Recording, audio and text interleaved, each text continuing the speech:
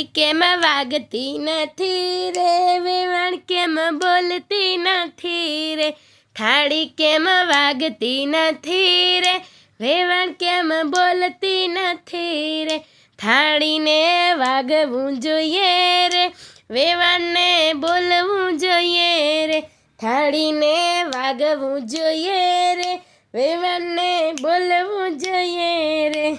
થાળીમાં શાક નથી રે, વેવાણને નાક નથી રે, થાળીમાં શાક નથી રે, વેવાણને નાક નથી રે, થાળી કેમ વાગતી નથી રે, વેવાણ કેમ બોલતી નથી રે, થાળી કેમ વાગતી નથી રે, વેવાણ કેમ બોલતી નથી રે, થાળીને વાગવું જોઈએ રે, વેવાણને બોલવું જોઈએ રે, થાળીને વાગવું જોઈએ રે, વેવાણને બોલવું જોઈએ રે, થાળીમાં દૂધી નથી રે, વેવાણમાં બુદ્ધિ નથી રે, થાળીમાં દૂધી નથી રે, વેવાણમાં બુદ્ધિ નથી રે, થાળી કેમ વાગતી નથી રે, વેવાણ કેમ બોલતી નથી રે,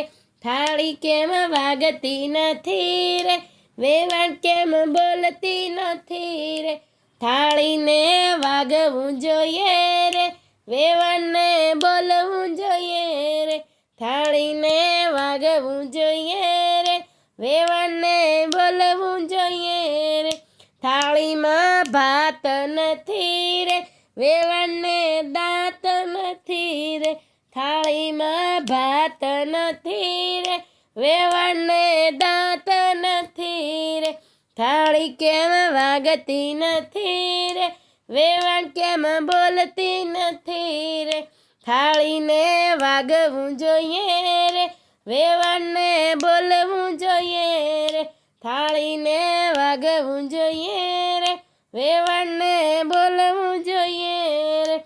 થાળીમાં ગોબો પડ્યો રે, વેવાણને મોઘો પડ્યો રે, થાળીમાં ગોબો પડ્યો રે, વેવાણને મોઘો પડ્યો રે, થાળી કેમ વાગતી નથી રે, વેવાણ કેમ બોલતી નથી રે, થાળી કેમ વાગતી નથી રે, વેવાણ કેમ બોલતી નથી રે, થાળીને વાગવું જોઈએ રે, વેવાણને બોલવું જોઈએ રે, થાળીને વાગવું જોઈએ રે, વેવાણને બોલવું જોઈએ રે.